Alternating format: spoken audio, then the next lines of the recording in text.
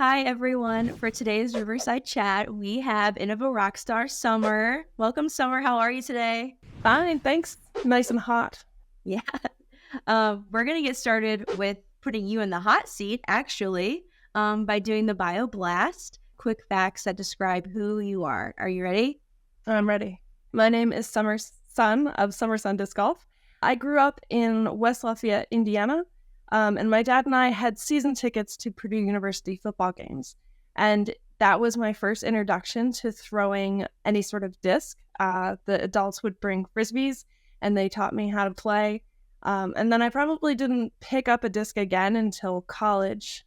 And then in 2017, I started playing disc golf. I am a big beer geek. I've studied abroad 3 times. For those who may not already know, what is an Innova Rockstar, and can you talk about your history and more about your role? Innova Rockstars are storytellers and content creators for Innova. I joined the team in September of 2018, and I believe the group was started in March of that year. And essentially, we post content around the life of disc golf. I've posted nearly every week since joining the team to my Instagram account, documenting my journey, minus a short stint during the pandemic where I took a break. I'm not a competitive player, so it's kind of unheard of to have a manufacturer represent just a casual player. So I definitely think that it is a privilege that a lot of people don't have, and I'm very thankful for it. What has been your favorite memory in sharing your disc golf story since you started back in 2018? That's a hard question to answer. I wouldn't say I have like one specific favorite memory, but my favorite aspect of disc golf is course collecting. So I started playing on the East Coast in mountains and woods, and now I live in the desert, and I've played, all the way in between. So my my favorite memory, I guess, would be all of the different courses that I've had the privilege to play. What does it mean for you to represent Innova and the Innova brand? I view my channel as kind of the every woman of disc golf. And I think that pairs really nicely with Innova, who I see as the every person or every man or every woman of the disc golf brand. They've been around since day one. They have discs that are super approachable to any level of player. So it's the best brand for just the average casual to professional player. In under a minute, 2 discs that you think are the most underrated and why? Number 1, I think, is the Valkyrie. Valkyrie is a low-speed driver. It handles well in the wind. It's super versatile. You can throw it forehand or backhand. And I carry, multiple in my bag, at all times. In the same vein, the Beast, it's essentially the same disc, but just a little more glide, so it goes a little further. But I would have to say the other disc, I would say, is the Animal, which is newer to Innova's lineup.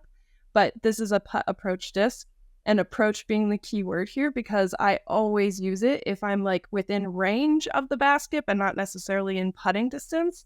I love discs that can be thrown forehand or backhand, and the Animal has definitely filled that pocket in my bag. What is your favorite disc and why? This particular Metal Flake Rock 3 is my favorite disc.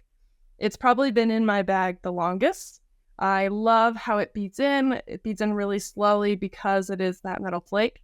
It's super pretty, which is important to me. The Rock is just a classic disc. It's good for beginners. It's good for advanced players. It was the first disc I ever threw was a Rock. So the Rock 3 is just an updated model, and it's my faves. So you really focus on wanting to promote the game for other casual disc golf players. How have you noticed growth in the game from the non-professional side of things? And then more specifically, have you noticed a change in the number of women playing more casually? Definitely. I would say since the pandemic, I see so many people sharing their disc golf journey online, which is really fun to see. I think that's probably my number one area for community in disc golf is online. The number of people sharing that story or their journey has gone up exponentially.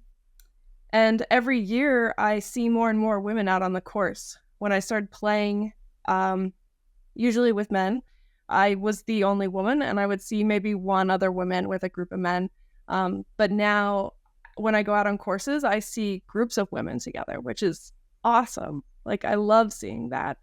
And I've moved from an area that didn't have a lot of women disc golfers, although I think that number is probably growing. But the Tucson area where I live now is really wonderful for women's disc golf. And there are lots of opportunities for women to get together and play. Is there anything women or other casual players could be doing differently to help grow those numbers, do you think?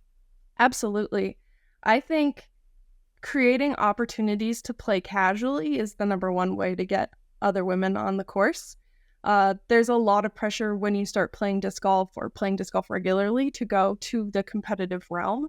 But I think if you set up disc golf double dates, you and your partner and another partner, or even just you and a friend and some other friends, like disc golf double dates are fantastic ways to get people out on the course.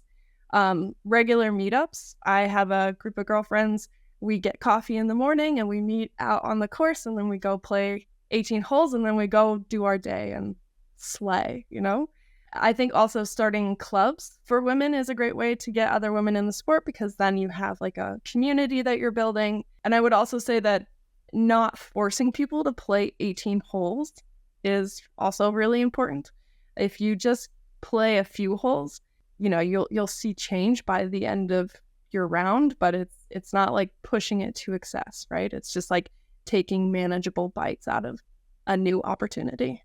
I think also taking them to a course that is friendly to beginners is really key. You don't want to take them to a giant mountain that, has 1,000-foot holes or 600-foot holes, and just make it really challenging right off the bat. Because like nobody has fun if you're just stressing out the whole time, right? So I think like park courses, or I call them feel-good courses, where it's like nicely mowed and very easy, short baskets, is definitely a good way to get people into the sport. So you mentioned that you do design work outside of disc golf. And I mean, you also do content creation for disc golf, obviously. But how did you get your start in design work?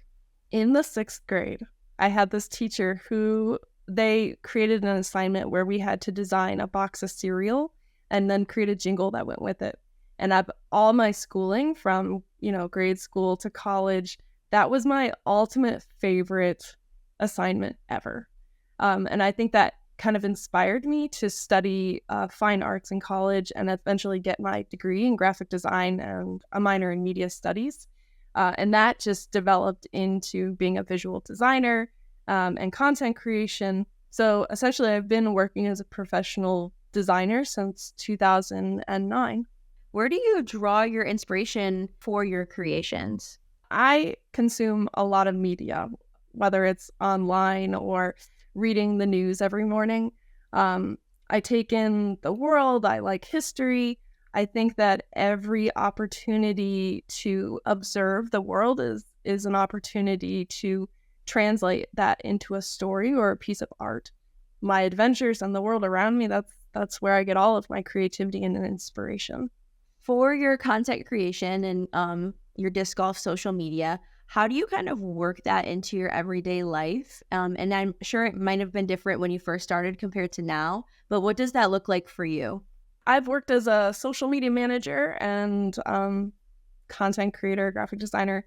So content is kind of a part of my everyday life. I'm a huge shutterbug, right? So I'm like constantly collecting content, thinking about content, watching content. It's a little overwhelming sometimes to think of like how much I've integrated that into my everyday life. While I think it's fun to talk about it being a part of your everyday life, I make a conscious effort to disengage and live real moments without capturing all the content, even though in the back of my mind, I'm like, oh man, this would make a great story, or, oh, I should have gotten that moment on film, Sometimes I even go out and play disc golf, and I'll be like, all right, this is not a content round. Like, we're just playing for fun, like or especially when I play with new people that I've never played with before. I like to engage in like the person to person interaction rather than pulling out my phone and being like, okay, I'm going to set up my tripod and we're going to film this whole thing. Some people, I think they expect that from me, right? When we play together, they're just like, oh, she'll film the whole thing. But I actually enjoy those moments where I put down my phone and play. What advice do you have for anyone else who aspires to be a storyteller in whatever capacity that may be for them? There's no time like the present. If you have a passion to tell your story, you should just start doing it. I started creating content and gathering content long before I ever started posting to any social media platform. I had big dreams of being a video blogger or vlogger back in the day, on YouTube. I did a program called Semester at Sea where you live on a ship and sail around the world, and I cataloged everything. Like, I always had my camera on me, always had a video camera, but I didn't do anything with that content. And so I would say if you're passionate about it, just start recording, start thinking about it, and then just get going. You'll learn along the way.